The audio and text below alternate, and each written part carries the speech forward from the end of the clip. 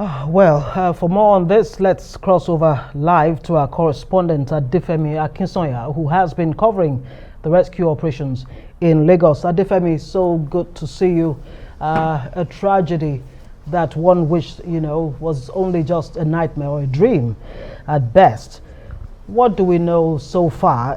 Help us understand, first of all, this document flying around social media about the building only having, approval for 15 stories.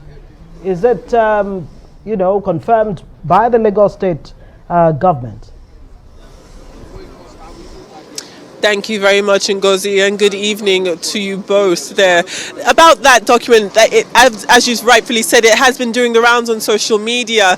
The document appears to be allegedly one of a building permit from the Lagos State government, and on it there are handwritten markations in which it says 3 of the buildings were only approved to have 15 floors. Now, it's very important that we stress that this document has not been verified by Lagos State government. In fact, it's been the direct opposite. We have heard from the press secretary over at Lagos State government, and they have completely dismissed that document as a fake and have asked us, of course, not to take it as a legible and as a factual document. But while we can accept that that has not been legitimized by anyone outside of social media, the Lagos State government also haven't tendered any type of document showing that the building did in fact have approval for 21 floors. So it's a very sticky situation.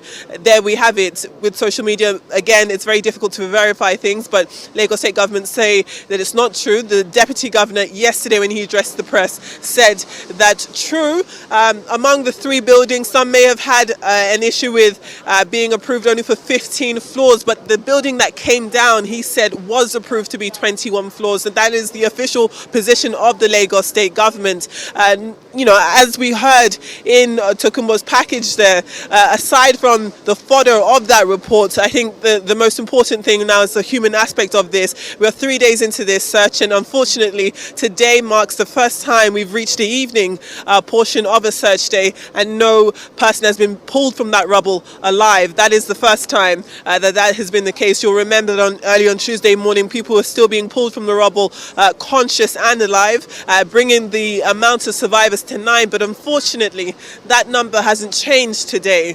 What has changed today, though, is the amount of people who've been pulled from that building dead. The death toll rose to 22 people, unfortunately losing their lives. It is worth noting, though, that the Lagos State Governor, Babajide Sanwo-Olu, when he addressed the press earlier today, he said that it was 21. So we are hovering between the 21 and the 22 mark. But as I've said, the amount of survivors, unfortunately, hasn't changed up until now.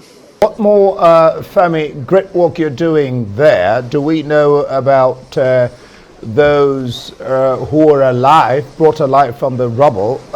Gathering is about 9 now. Can you authoritatively confirm that, or has the number increased? As it stands now, the number 9 is what we're still hearing as being a verified and confirmed number. We are, of course, hoping that that number increases and we are able to put more faces and more names to those amounts of people who have been pulled from the rubble alive, people who have survived. I know you've just watched Tokunbo Yotunji's report there, and he was able to speak to survivors, which is a great thing. But, of course, the work continues just over my shoulder. You'll also both be well aware that the owner of this building, the project manager, the project developer, Femi Oshibona, is believed to have been on the site when it came down. It is believed that he is still trapped in with the rubble, and many people are hoping that not only him, but indeed any of the rest of the people still missing will be pulled alive. Mr. Oshibona's family are on the very close sidelines of that rescue effort. They're hoping to be the first ones to hear some positive news about the status of their loved one, and that's definitely been the case. Just ahead of me here, there's still a huge group of people, many of them well-wishers, most of them too hoping to hear positive news coming from this site here. As I've said, as it stands so far, there hasn't been a lot of positive news.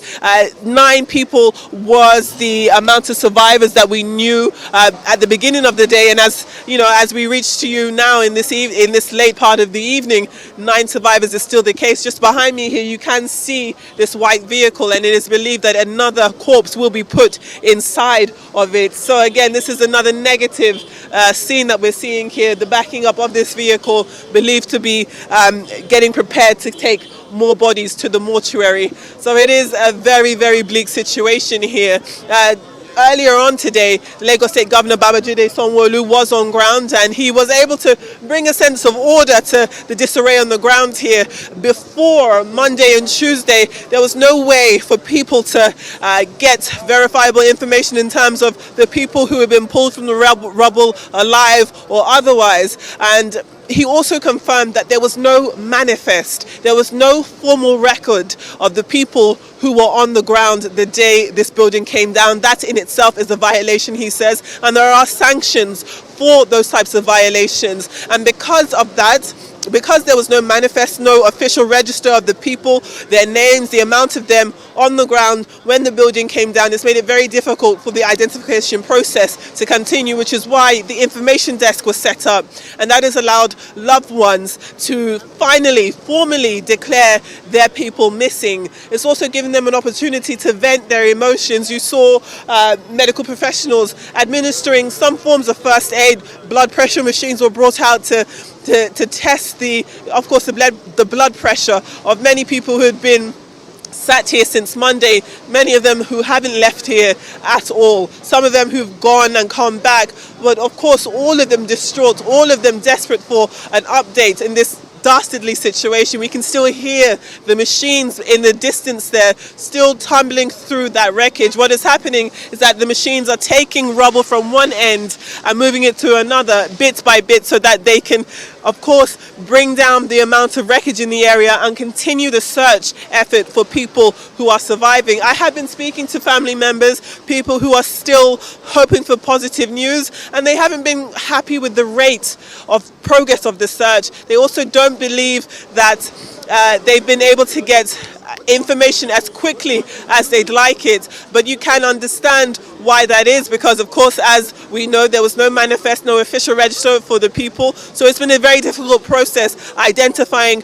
who was there, how many people are there, and you know what names we can put to those faces. As it stands, from the beginning, all we heard was around 50 people, but that number may well be more, it could be less, and that is the issue with not having the correct protocols in place, and that lends itself to us talking about this building. It had a history of, it did have a bit of a checkered history. Right, the fact that it was sealed for a number of months last year was also plays into that. that. Where the 21-story building in Ikoyi, Lagos collapsed.